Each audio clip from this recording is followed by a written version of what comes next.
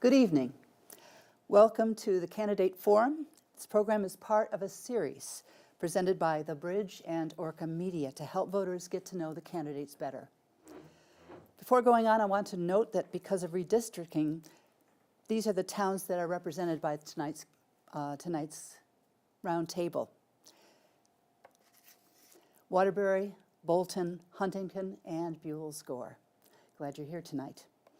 And forums are unique in that we have invited all the candidates who are on the November 8th ballot here, even if they're not a major party. So first, we're going to start off with introductory statements, which you have 2 minutes, and introduce yourself, talk a little bit about your affiliation, and just talk about yourself. We're going to start with Thomas Stevens.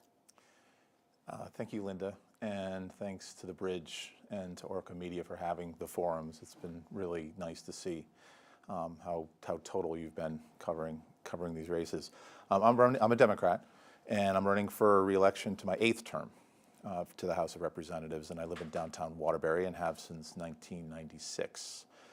Since my first election, I've served on the General Housing and Military Affairs Committee and have been chair of that committee for the last 2 biennia. The portfolio in my committee is broad. Going backwards in the name of the committee, Military Affairs means mostly veterans work and working with the National Guard, which is our primary military organization in Vermont. Our work has recently focused on providing the Guard with more tools to recruit members through enhanced tuition programs to local colleges and improving our licensing programs through the Department of Fire Safety and the Secretary of State's office so that veterans who have been certificated in particular trades can transfer that certificate more easily when they come back to Vermont, as well as making it easier for spouses of families who serve in the Guard to transfer any licenses they have, be it in a trade or as a teacher, for instance. In housing, we've worked to provide more affordable housing for Vermonters in need of it, and we've worked to mitigate the effects of homelessness or impending homelessness with the help of federal dollars throughout the pandemic. We've worked with the executive branch to distribute tens of millions of dollars to tenants and landlords for rental assistance, and we've allocated tens of millions of dollars more to property owners to rehabilitate or build new units. Under the general category, we deal with a myriad issues ranging from oversight of the Department of Liquor and Lottery to labor issues like minimum wage and paid family leave, from Abenaki recognition to a formal apology from the General Assembly for the wrongs that we did during the eugenics survey in the early 20th century. We've also worked on discrimination cases and things like equal pay. So it's a pretty broad committee for us to work on. This is the work we do, and the work outside includes constituent work throughout the year. And while I'm proud of the work I've been able to accomplish, it's a real privilege to have served this long. Thank you. Next, we'll hear from Teresa Wood. Thank you, Linda, and thank you to Orca and the Bridge for sponsoring this. Really appreciate it. As I said, my name is Teresa Wood. I'm from Waterbury. I've lived my whole life in Vermont. I've just finished my 7th year in the legislature. I was appointed by then Governor Shumlin to fill an unexpired term of then sitting Representative Rebecca Ellis. I'm a Democrat running for re-election, and I currently sit on the House Human Services Committee, where I am vice chair. And as a member of that committee, we work diligently to help Vermonters in need. We look at issues from housing to poverty, to assisting individuals with disabilities, to have safe services provided by our designated agencies and other private organizations such as home health agencies. We work on oversight issues for 3 major departments: the Health Department, the Department for Children and Families, and the Department of Disabilities, Aging, and Independent Living all fall under our committee's jurisdiction. In the last few years, we have made major steps forward in providing assistance to working families for childcare support and to expand the availability of childcare. We still have a long ways to go on that, but we've made substantial investments in that. We've also worked to expand the opportunities for Vermonters with developmental disabilities to have safe, appropriate housing and the ability for them to receive supportive services in the communities where they would like to. And likewise, older Vermonters, we've expanded the supports and services for older Vermonters and are working now on the first ever broad state plan to help Vermont age well. And I look forward to being able to continue to represent the people in our communities. Thank you. Thank you. Next in our candidate forum, we have William Mcgorry from Bolton Valley. Yes, thank you again, Orca. My name is William Mcgorry, and I'm a 20-year resident of Bolton Valley. And I probably 2 years before that, I wasn't renting. I was not a property owner there. But during that time, my experience of 20 years, I worked in the hospitality industry in both Washington, the Waterbury area, and also Chittenden and Burlington. And presently, I'm a 10-year owner of a small business. I own a building which has a laundromat in it, and I run out to a dance studio and also a hairdresser who was left because of COVID. And that's one of the things I want to focus on is the business environment that we're having right now.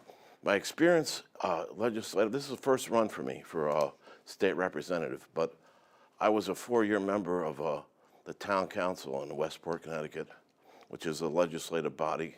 It's a local body, but it's doing the same duties as a state, but you're dealing with matters locally, not state.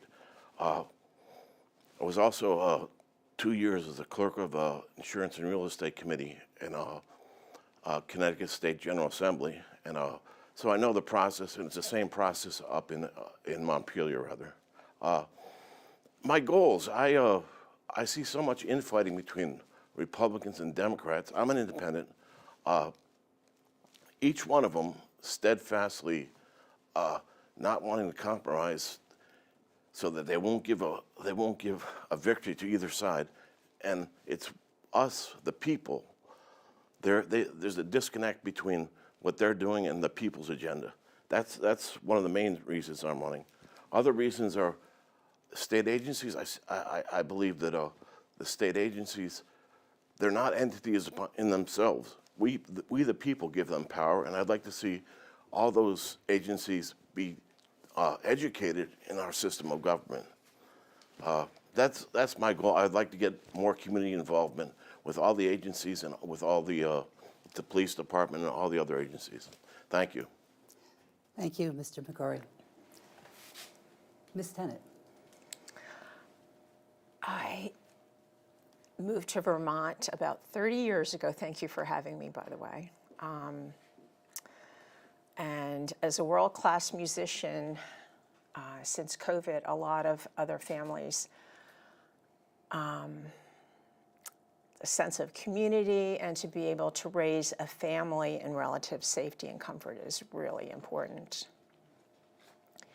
And they should be able to maintain their sense of values. I think that's been disrupted with everything that's been happening in recent years. Many community members have expressed disappointment, whether it be a lack of affordable childcare, housing taxes, mandates, pushing someone else's ideology or political agenda onto them. I know this because I listen while canvassing out there.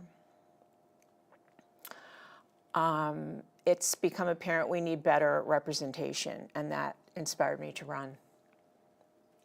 As a mom, a single mom, to boot, and I want to imagine a better future for our kids so that they can grow in wisdom and knowledge as to what constitutes we the people. Thank you. You're welcome. The candidates forum will begin now with one and a half minutes to answer a question that I'll pose to all you. I'll do a different order every time, and you'll have 1.5 minutes. And then at the end of the forum, you'll have one minute to sort of close it and give a final statement. I guess I'll start with the way your names are on the ballot, and we'll begin with Tom Stevens. Here we go. Question.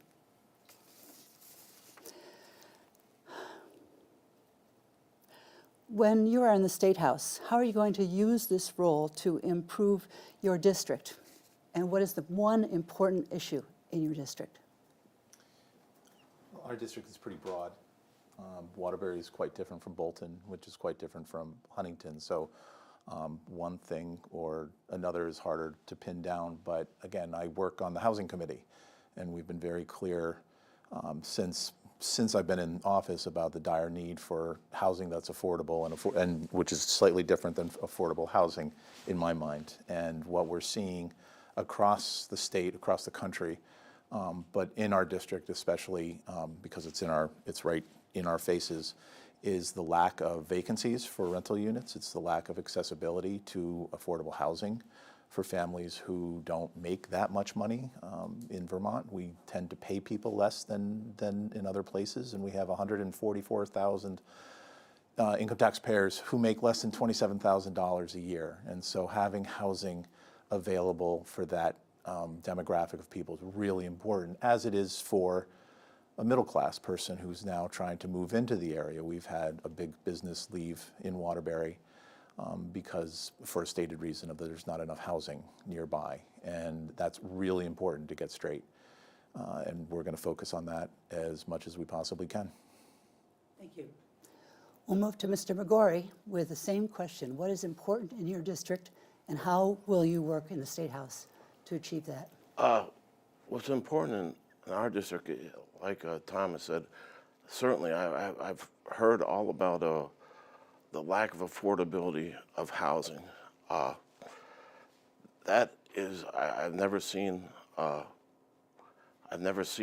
this environment where it used to be 1 week's pay would pay your rent. Now, it could be most of your income is going to your rent. How can we address that? I'm looking at some type of rebate program, I guess it is, that will give more affordability to people searching for housing. That seems to be probably one of the most important things happening in this district. I said before, I do own a building, but it's up in the St. Albans area. There's certainly different problems there. There's an opioid problem, which I don't see terribly much in the Waterbury district, but we do have to be vigilant in the way our drugs, the way the drug problem is, especially here. Thank you. And the same question for Teresa Wood. Thank you. I think that the first thing that we learn as legislators is that you're there for the needs of your constituents, and your constituents are both individuals and organizations in your communities, as well as the municipal government in your communities. And so we respond on a frequent basis to outreach from whether it's an individual constituent, or it could be a town clerk asking for clarification of a bill that's come up, or we in turn also seek their input on things that we see coming up on the calendar and asking, what's your thoughts about how this might impact business, the business that you do every day. So constituent services is a big deal, and it's something that means a lot to me as a legislator, because it helps me to connect with the real issues that people have in our communities. One of the big things that municipalities are interested in is bridges and roads, and the state assistance for that in the transportation bill. And so making sure that we can link our communities to the appropriate resources is important. And I do want to mention the child care services and the ability for people to return to the workforce who aren't currently now in the workforce because having left due to COVID. We need to have people return to the workforce if they want to, and child care is one of the keys for that. So I'll continue to work on appropriate, low-cost, high-quality child care for Vermonters. Thank you. Kathy Tennant, same question. I'm sorry, the question again, Okay. specifically. Sure. When you're in the State House, how are you going to use your role to improve things in your district? And what's the most important issue in your district? I will continue to speak to people. I'm a working person. I'm still working, and I talk to community members, and I'm a part of, groups within the community. So the communication is definitely on that level of the working Vermonter.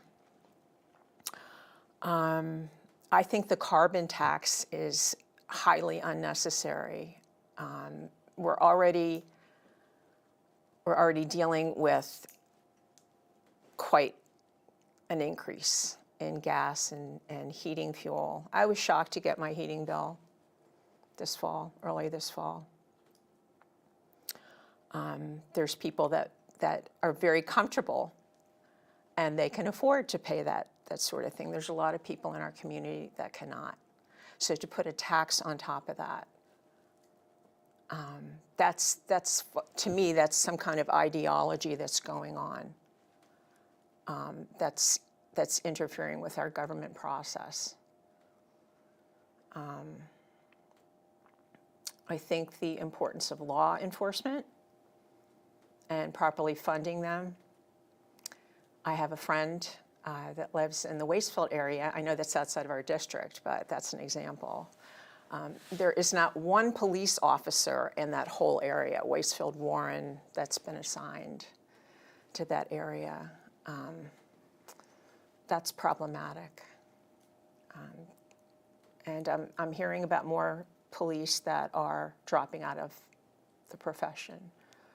And more people are not going to be interested in joining the profession if the pay is not comparable to the job description and responsibilities, expectations. Lower property taxes. When I owned a home in Facein, the property taxes tripled within a 12-year period.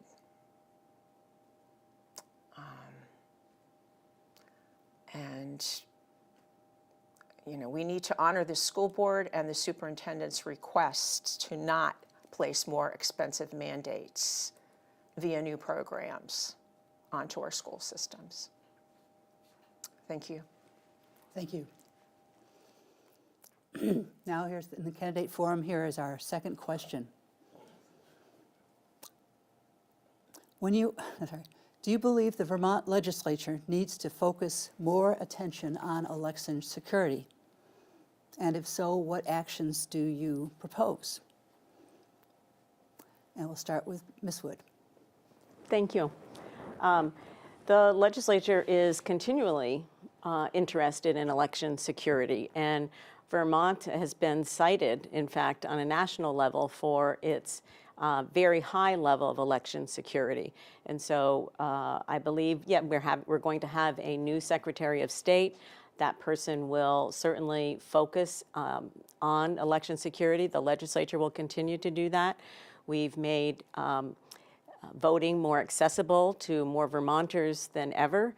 We've continued that, and we will also continue to look at election security. However, like I said, I want to repeat that Vermont has been cited as being one of the most effective states in running its voting process.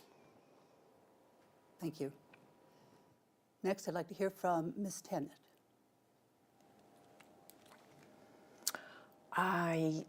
My estimation is that voting by mail is very susceptible to fraud. I have two friends that moved from their residences, one actually out of state, received a ballot in the mail. She reported it, and it was kind of a fuzzy answer that she got. If she were to vote in her state of residence now in Ohio, and didn't know about what was going on with the mail-in ballots, I mean that would fall back on her, and she would be held liable. It's the whole thing with cleaning up the voter rolls.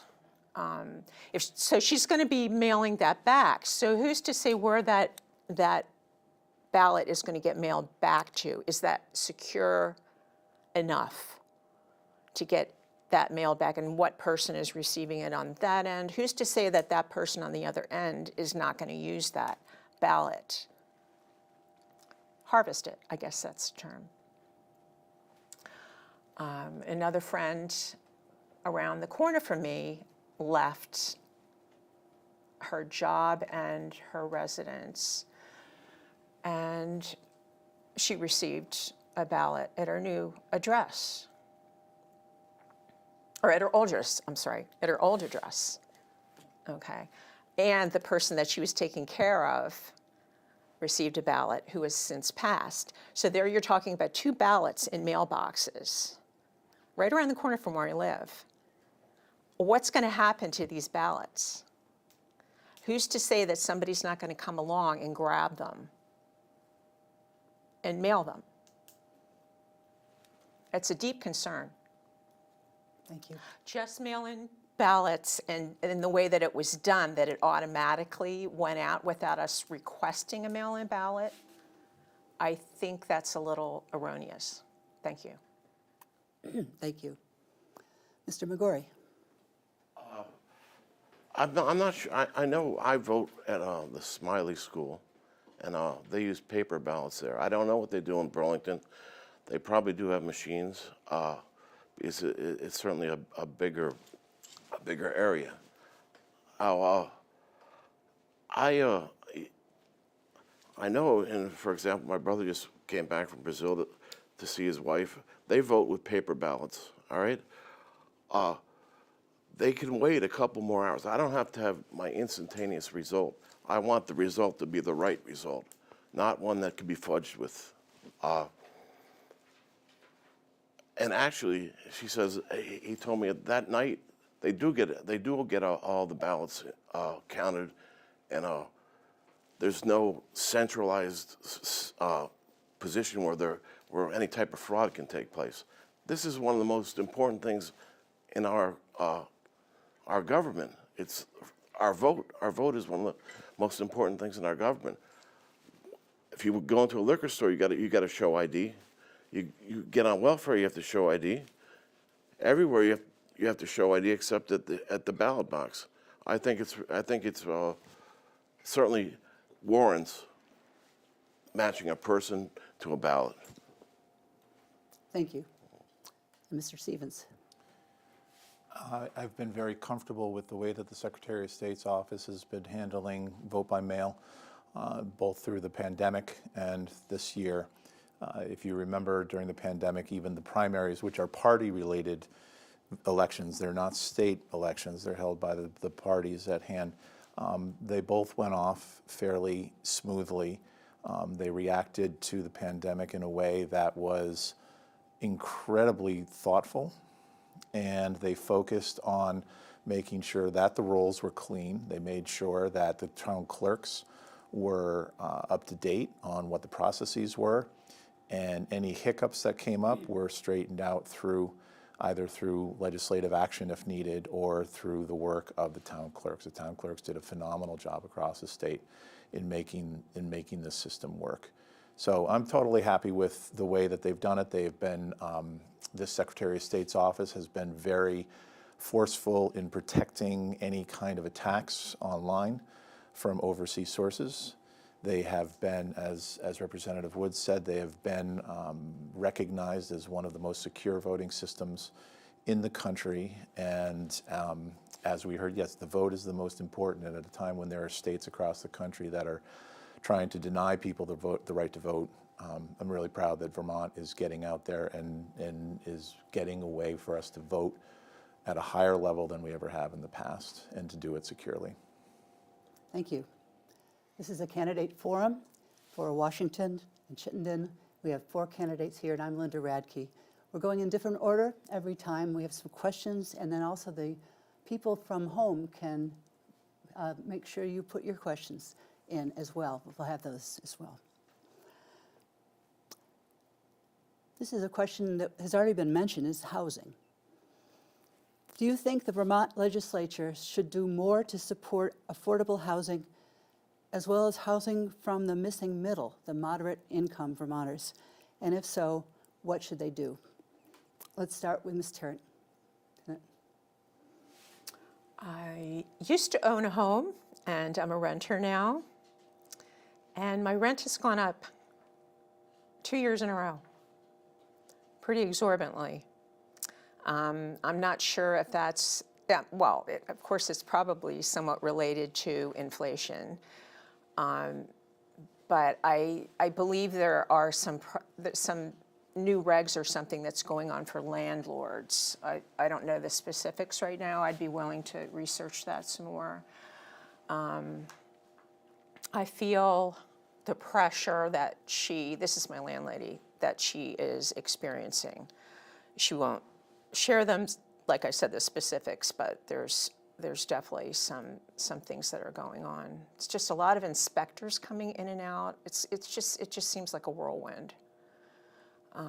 She's trying to make a living too, and but the increase between the increase in rent 2 years in a row and a doubling of the oil bill, heating, plus gas for the car, you add this stuff up after a while, and it's concerning. I'm a working person, and there's a lot of other people out there that are working, and they're experiencing this, and what can we do about it? Like I said, I will do whatever research is needed and required and necessary to get to the bottom of why this is such a problem in Vermont. It's very expensive to live here. I moved here 30 years ago. And to think that what was going on with the administration around that time, that, you know, the property tax tripled it was less than 12 years.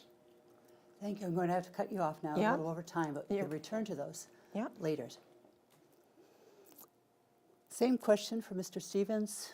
What specific actions should the Vermont legislature take to support affordable housing, as well as housing for moderate income Vermonters? Well, this past session, we passed a bill that allowed for private developers to have access to some of the federal money that we received through the ARPA funding, through the emergency funding, which is the first time we've really tried to allow private developers that opportunity with some restrictions on it. What we've seen since the pandemic started was, at first we saw that everybody was holed up in their homes, and then we saw this incredible increase in the price of homes and in the price of rents going up. And our statutes do not have any protections for tenants when it comes to no-cause evictions, which means that a landlord can evict someone for no reason whatsoever. We do have just causes if it's non-payment of rent, of destruction of property, and so on, and there are legal processes that go along with that. But during the pandemic, we also, through federal funding, instituted a rental assistance program where close to $160 million has been distributed through tenants to landlords to make sure that people are making ends meet, both as tenants and landlords. But it's a really sticky wicket. It's been very difficult in all the time that I've been here to try to figure out that way to get more affordable housing. We need more investment. We have a mechanism to do that with, called the property transfer tax, and some of that money is supposed to go to help with affordable housing. But matching that up with available funds for the so-called missing middle has been a struggle, because most private developers don't want to have any strings attached to money that they're receiving in order to build housing. And if the state or the feds are going to give money, then there are going to be some strings attached. But this past session, we passed legislation that starts that process. And we'll see how it goes in the near future. Okay. Question about affordable housing for Mr. Mcgorry. Yes. I certainly have seen the rents go up in my time in Vermont. I'm not a. I own a house. I own a house actually in Canada also, and what they doing. I'm not a big. This Régie de Logement allows. I'm not 100% for rent control, but if the problem gets that far out of hand, the Régie de Logement up there, they say you can increase your rent by 2%, maybe 3%, whatever it is they decide at that point. That to me would be a last-ditch solution. If in our economy, our supply and demand, if you're experiencing super profits in one area, that's going to attract more business to that area, and it's going to take away your profits. Just like if your rent is getting so high and you're making so much money, people are going to build new houses, and all of a sudden there's a glut of houses. So it's somewhat self-regulating. But I say everyone's experiences problems with gas, problems with electricity, and so they're having to have to charge those rents. So it's not an easy solution. But like I said, there could be rent control. That would be a last-ditch effort that I think you could explore. Thank you. Ms. Wood, the question on housing and specific things that this legislature can do. Great, thank you. I think it's important to understand the depth and breadth of the housing issue. In Vermont, most likely we would need an additional 10,000 units of housing to meet what is the current demand for housing. We've made big steps, big strides, as Representative Stevens said. In the last 3 years, we've appropriated more than $375 million towards housing. And that's housing for middle-income Vermonters. It's housing for low-income Vermonters. It's housing support to rehabilitate current units that are offline in order to bring them up to code. Those are forgivable loans to landlords to be able to bring those housing units back up to code and to get them back in the housing market. We have been able to provide assistance, as Representative Stevens said, on rental. We have also looked at increasing the availability of what are called accessory dwelling units, which are essentially trying to increase the density of housing in our downtowns. And so I have to say that I think the legislature is on the right track, and but we will continue to need to focus on this area. We have another question coming up, but everybody take a little bit of water.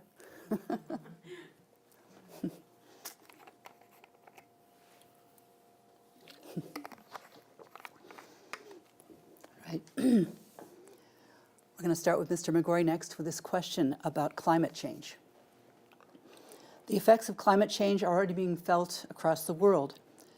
Do you believe Vermont should take additional steps to limit carbon emissions in the state? My personal feeling is, hey, I'm green. I think I'm looking to move towards electric cars, etc. But there's people can get carried up in a green wave. That's what's happened in Germany, for example. They cut their nuclear, which I don't want nuclear at all. They cut their coal. Now, since there's a natural gas crisis over in Germany, they've been advised to take 1 shower a week, and they've been advised how to use a washcloth. That's not a responsible pursuit. Not a responsible pursuit at all. There's no plan B. I don't want to get carried off in a green wave also. I want to do things responsibly, slowly, check their effects. And there was an ice age 10,000 years ago. And I don't know how, that was certainly a climate change. There was in 1816, there was a Mount Tambora went off and there was no summer that year. That was certainly climate change. I don't think climate change is as, I think I do believe in it, but I don't believe in it at the extreme that I see other people believe in. Thank you. Ms. Tarrant? Yeah, I think there's a lot of scare tactics when it comes to the green issue. And I think there's a lot of people trying to make money from it, quite honestly. And the way that they're setting it up here in Vermont with credits, with it's really going to hurt the businesses that are supplying us with energy as well. Boy, there's so many things about this issue. It's just, I think it needs to be reframed, actually. The information that we're being given by major media outlets is, I don't want to go so far as to say it's incorrect, but from a personal standpoint, I would say that it needs to be reframed. What causes climate change has to do with the moon and the sun and the interaction. There's something that happened 135 years ago, I believe, that was quite dramatic, something that you had mentioned as well, similar to that. And it had to do, it's something with the waning of the moon and the sun and the interaction. And this is not being discussed. Things like this are not being discussed. And I think we need to open up this. It's a very big issue that we need to open it up and discuss more fully than it has been. Thank you very much. Thank you. Let's go to Ms. Wood. Thank you. Well, I guess the first thing that I want to say that climate change is real. If you lived anywhere in Vermont in 2011 and experienced Tropical Storm Irene, or like in Huntington a couple of years ago with the Halloween flooding that happened there, we are seeing more and more severe weather circumstances. And the legislature has a role in helping our communities to be more resilient, and we've provided significant funding to support towns and their infrastructure to respond to those crises. We've also passed legislation that deals with the fragmentation of our forests. Our forests are one of our largest responses in Vermont to the climate issue in terms of carbon. And I want to say unequivocally that the legislature has not passed a carbon tax. The Clean Heat Standard, which is maybe being referred to, did not have a carbon tax in it, and required the legislature to take further action on any recommendations that were made. And I think that it's important to understand that it's going to be a multifaceted approach over many years. There's no quick solution to this, and we have to be open to multiple input on those solutions. Thank you. Mr. Stevens. Thank you. Also, unequivocally, climate change is real. It's been affecting Vermont for a very long time. Many years ago, I picked up a National Geographic from 1975, and there was an advertisement from an oil company that said that we're running out of oil, we're at peak oil, and that oil has contributed to the warming of the planet. So this is something that's been known for a very long time. We've actually been very slow in addressing this. And what the legislature has been able to do, some of the work has been vetoed by the administration, by the governor, is to look at this very clearly and relying on the existing science as much as possible. We don't need to look too far to look at Pakistan recently and to look at what just happened in Florida. the storms that are happening in a way that hasn't really happened on a regular basis prior to this period of time. And every month we see that this was the warmest month ever. It's been going on for years. In Vermont, we have the biggest energy carbon creation right now is transportation. We don't have great public transportation. It's very difficult to build a rail system in the way that our state is built. And so until we can make these investments, and first of all, accept the fact that these changes are happening and get a little bit more nervous about them, then we'll find the answers to them. We know where the answers lie. They're all out there. We just need to have the will to pass that bill and to start working on this. Thank you. Going from sort of a global thing to something very specific to Vermont, I'm going to ask for your stance on Article 22. And just to review, it finalizes a 4-year process of amending the state constitution to reflect, guarantee actually, reproductive autonomy for pregnant people. So where do you stand on Act 22? And we'll start with Ms. Tarrant. 90% of Vermonters do not agree, and these are pro-choice people, by the way. They do not think that Article 22 is a good idea. They don't believe in an abortion at 9 months. You're talking about a fully formed, viable baby. And this would be entered into the Constitution in Vermont. So 90%.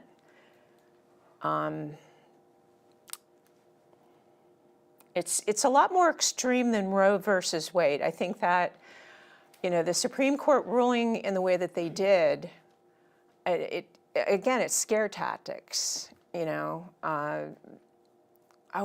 going to happen here in Vermont, and we need to do whatever we possibly can to make sure that it doesn't. Roe versus Wade was, I think, the first trimester. You're talking 9 months. And again, it's 90% of Vermonters do not agree with this, Article 22.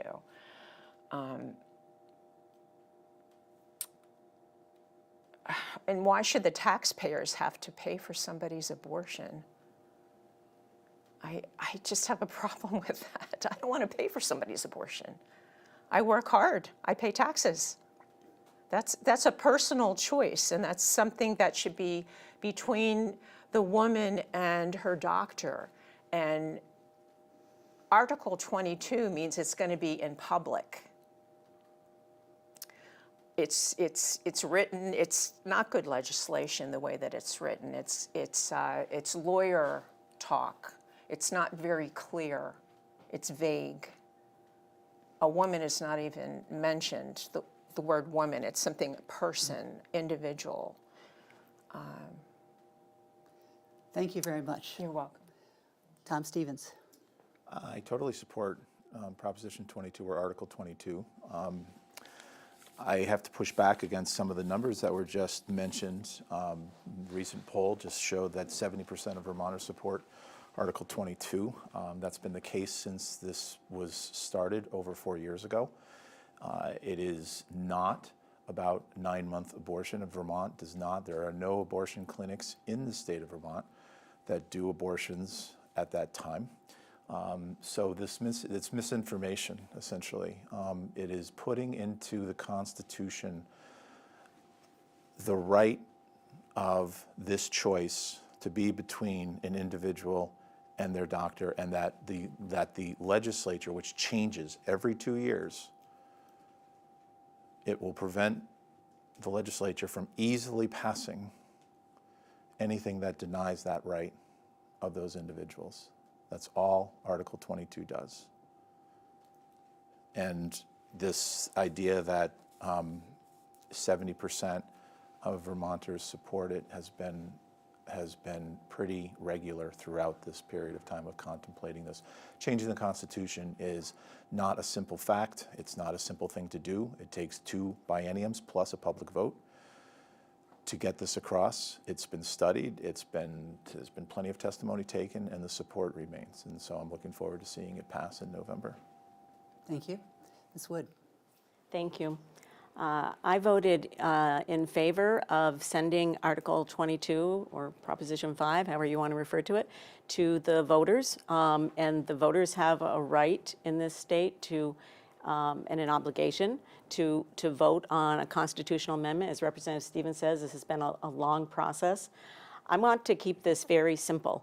What Proposition 5 or Article 22 does is to indicate to all individuals, not just pregnant women, to all individuals, that government should not have the right to interfere in your personal health care decisions, period. Mr. Mcgorry? I'm not 100% sure on Article 22. As far as abortions are concerned, I'm a male, I'm not a female. I don't have sensibilities of what that would do to a female, for example, how it would change their life, etc. I'm personally against abortion, but I don't think I have the right to tell anyone what to do with their body. And I probably would abstain from any type of telling people that they can't do this or that with their body. But I certainly don't like the idea of a third trimester abortion or whatever. But like I said, I probably would abstain from that, or at least not. I think an individual has a right to their own body and their own decision, just as I think people have the right to choose a vaccine or not be vaccinated. The government should not tell you that is their duty. That's my feeling. Thank you. We're going to move on to the cannabis question. What should we do with the unallocated revenue collected from the 14% excise tax on retail cannabis sales? Ms. Wood? Thank you. Well, whether we in fact earn that through sales is yet to be seen. Legal sales just recently started. Serving on the House Human Services Committee, we spend a great deal of time on prevention and education around substance use, and we have a priority for investing a significant amount of resources that come from that in substance education and treatment. It was mentioned earlier about the opioid crisis that we have in Vermont. Last year, a record number of 210 people died from overdoses in our state. And we, while we have a hub and spoke system that provides treatment to people with substance use disorder, it is not sufficient. We need to do more, and we need to explore other alternatives. So investing any resources that we might get from that into related substance use issues, I think would be what I would look to do. Thank you. This is the Candidates Forum here on Orca Media, also sponsored by The Bridge, and I'm Linda Radtke. This is not a debate, it's sort of a round table, so we're giving each of the four candidates a minute and a half to answer some questions that are pertinent. We also may have some questions from our audience who will call in the questions. Let's turn to schools. Do we need to change the way we fund education? Less property tax, more income tax. Vermont is consistently ranked among states with the highest per pupil spending, more than $20,000 per student. The question is, how are we getting a good return on our investment? So talking about school funding, let's begin with Teresa Wood. Well, thank you. I didn't know if the other candidates were going to get to answer the question I just answered. Thank you. I just thought I might. I mean, you. I'm Yes, happy to answer two questions in a row, but There you are, yes. Sorry. I'm going to keep myself straight on that, so we'll just go down to Mr. Mcgorry. So the question, we're going to back. What was the question? Yeah, we're going to back up the question. The effects of climate change. No. Cannabis. Cannabis. Gee, I forgot. Yeah, what should we do with the unallocated funds collected from a possible 14% excise tax on retail cannabis sales? I do. I agree there's an opiate problem, and I think some of that money should be spent directly towards the opiate crisis. You were talking about school funding. That's going to be an opportunity to fund schools. I know you said the pupil cost is per pupil cost is very high, but you know, cannabis revenue might come in handy with that. Thank So you. it's either school funding or attacking the opiate crisis. That's Okay. Kathy Tarrant. Thank you. A representative from Colorado came to speak, I think it was around a couple of years ago, and I decided to attend. And he mentioned that it's not a good idea to legalize marijuana to the point that it's commercialized. And he said the tax that you get back does not offset the cost, basically, because there's a lot of social cost involved in the increased use of cannabis. I think it's fine if you want to grow your own and if you want to share it with your friends and that sort of thing. But this whole idea of mass producing, and then you're attracting nefarious elements, because then it's a big money-making thing. I'm concerned about that. Based on my own experience as a mother, and also from one of my children living in Colorado and what I've heard that is happening out there. Thank you. Tom Stevens. What to do with the 14% sales tax is still, I think, a question that hasn't been answered because we don't know how much it's going to be. From the lottery, we net probably close to $30 million for education. Through spirits, the sale of spirits, we probably net around $28 to $30 million. Both of those are considered controlled substances as marijuana is. And so when we have another year of seeing, or a year of seeing what kind of income we're going to make, we'll have a better idea of where that money can be invested. And it should be invested in something that's going to help mitigate any social problems that come up from it. Marijuana is, generally speaking, safer than alcohol. It is, generally speaking, much safer than fentanyl or any opioids. The problems that come from it will come from a personal use issue. I'm of the school that it's already illegal, it's already illicit, except for homegrown now. And well, now it's not for recreational. But the idea that it has been a public safety thing for all these years has really, the prohibition against marijuana has created more problems than legalizing it will. And as long as we can invest in the social programs that will help mitigate the problems with any person who has a problem with it, then I think that would be sufficient. Thank you. So with Act 22, with cannabis, now we're going to, schools, we'll go to the one I was going to ask somebody else. This is about funding education. So should we change the way we fund education in the state? As you mentioned, $20,000 per pupil cost. Are we getting a good return on that? And do we need to change the funding for education? Start, Ms. Tarrant. I moved to Vermont in the fall of '92 and had my son. Shortly thereafter, I was at home with my children. I had a daughter a year and a half after that, and they entered the local community school just as Act 60 came in. My son, I think he made it through kindergarten, and then my daughter was right behind him. They're just really close in age. and how it impacted our community and our family. 2/3 of the staff quit.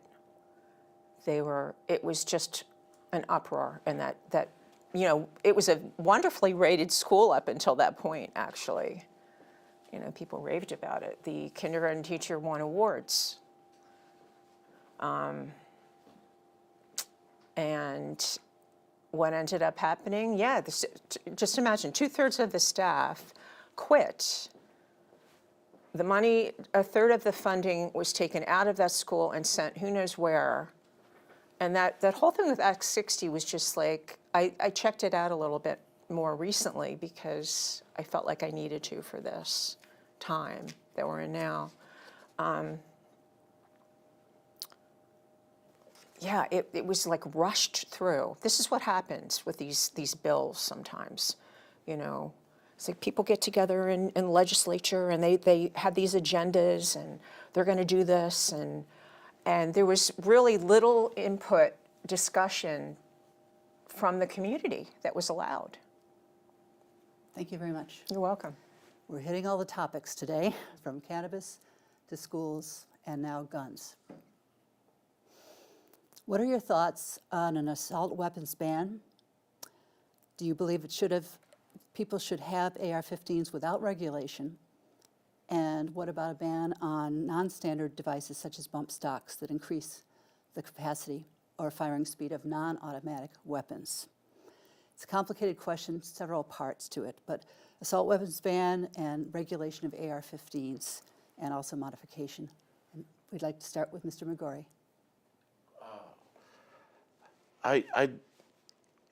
I'm not a big hunter, but I am an advocate of the Second Amendment. I don't see any real reason to have a magazine of 50 rounds to go out and hunt deer. So in some respects, the size of the magazine would, I think, could be limited. As far as rifles, etc., I think that's our Second Amendment right. It's written in the Constitution, and it wasn't written because they wanted to make sure people could hunt. It was written as a prohibition against a tyrannical government. So I do understand AR-15 is a .22. It's not a huge round.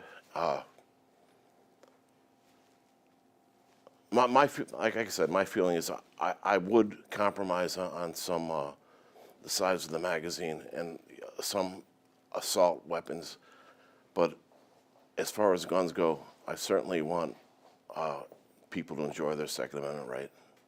Thank you. Mr. Stevens. I think we did some legislation on bump stocks. I'm not sure whether it passed or whether it was vetoed in the end, but bump stocks are unnecessary for hunting. AR-15s are unnecessary for hunting, and so whether they get banned or not, I think is primarily a federal issue. But I do think that we should be licensing gun owners. We license for automobiles. We license for cosmeticians. There should be some responsibility when you are exercising your Second Amendment right to the rest of society, to say that you know how to use this tool, this weapon, and that people should be able to be responsible for that. And I think that we ignore that responsibility. I was brought up in a house with guns, and that was the first thing I was taught. They're very powerful weapons. They're very powerful tools, and that you should have a responsibility for how that tool is used. And I think we ignore that when we get into this simplistic conversation of what the Constitution may say about ownership. I don't have a problem with people owning guns on a whole, but I would like to see it so that it's safer and that it's done in a way that is respectful to those of us who don't own guns. Thank you. Next to Teresa Wood. Thank you. I'm going to skip back just for a moment to the school question. Having served 12 years on a school board, and most of them as chair, our schools have become social institutions that deal with a whole myriad of issues of children and families. And Yes, $20,000 per student is a high amount, and Vermont relies on a diversity of different funding sources. Even though people just highlight the property tax, it's not the only source of funding for schools, and we, in the last couple of years, have diversified that even further. So I just wanted to point that out, and that we pay for property taxes based upon our income in Vermont, so they are income sensitive. When it comes to weapons, I wholeheartedly support the Second Amendment, and I wholeheartedly support common sense gun legislation. And I don't think that, I think that those two things can live together in Vermont laws. And we have passed common sense gun legislation, and we need to be aware of the fact of how guns are used in our society today and the impact on domestic violence and the victims of domestic violence. And guns are used in that way a lot. The impact on people who die by suicide and the use of guns during that. So I support the Second Amendment, and I also support common sense gun legislation. Thank you. Now, Kathy Tarrant. I support the Second Amendment wholeheartedly. As a woman, I should be able to protect myself. And for somebody to tell me that I can't, or how I can or cannot do that, I don't think that's really their place. I think there's a lot, again, I keep saying fear tactics. There's all these fear tactics out there. What constitutes an assault weapon? It could be a knife. There's more knife deaths per year than guns, you know, so there's more to the story here. Again, as a woman, I should be able to protect myself in whatever ways that I deem necessary. Thank you. Thank you. Now we've come to our sort of lightning round. Thank you so much for respecting the time. And now take a minute, take a trip of water, but this is 1 minute, and we'll go in the original order that you chose when you sat there. 1 minute to sort of give us a closing statement, and do try to keep it to 1 minute. Mr. Stevens. Thank you, and thank you again for hosting us tonight. I would just ask our constituents, our voters, for their vote coming up, starting last week. You can fill out your ballot now. What I think I bring to this position is experience, it's leadership, it's commitment to doing the work that's in front of us in the best way I know how. The material that comes through our committee is diverse. It does deal with everyday Vermont issues. It does deal with the important parts that we've talked about tonight, including housing, including affordability, wages, and the ability to make it here in Vermont. And I would just ask people for their support. Teresa Wood. Thank you, Kathy. Thank you for hosting and for moderating this evening. I appreciate it. I think that one of the things that I want to say is that on behalf of Vermonters, working in the legislature is an honor. It's a responsibility I take very seriously, but it's also an honor to be able to represent your constituents and your communities, and to do that in a way that's respectful of the diversity of opinions that there are. We represent everyone in our communities, not just the people who agree with us and on a particular issue. And so we try to the best of our abilities to listen to our constituents about the myriad of issues that come our way. And I do want to say that we work across the aisle, you know, Republicans, independents, progressives, Democrats, we are all working there for the same thing, and that's to improve the lives of Vermonters and to make Vermont continue to be and improve it as a state that we all want to live in. Thank you. William Mcgorry. Yes, I do think the environment is a problem, but like I say, I don't want to get caught up on a green wave. I want to do things responsibly. I want to have a plan B. Like I said, the Germans, they cut down everything with the coal. Now now they can't even take a shower. Electricity costs are now in England are way up because they stopped their coal production. Let's do things responsibly and have a plan B on all these things. As far as I'm running as an independent, and it is because Democrats and Republicans are at each other's throats. I've seen it, especially in federal, but in Vermont, it also is there. Like I say, let's be responsible, have an alternate plan, and you know, that's pretty much what I'd like to say. Thank you. Kathy Tarrant. 1 minute. 1 minute, thank you. As a 30-year Vermont resident, single mom and musician, working musician, I have seen our state become a harder place for Vermonters to live, to support themselves and their families. This has largely been the result of the politicians we've been sending to Montpelier, making our lives more complicated and more expensive through increased regs, higher taxes, and mandates based on ideological agendas. They're disconnected from the day-to-day needs of their constituents. Vermonters deserve better representation at the State House that is more reflective of their wants and needs and not based on the parlance of special interest groups or lobbyists. I'm Kathy Tarrant, and I'm asking for your vote. Thank you. And thanks to our candidates today for this forum on Orca Media, also co-sponsored by the bridge, the Montpelier Bridge, and also telling everyone to remember to vote. I'm Linda Radtke. Thanks so much for listening. Thank you. Thank you.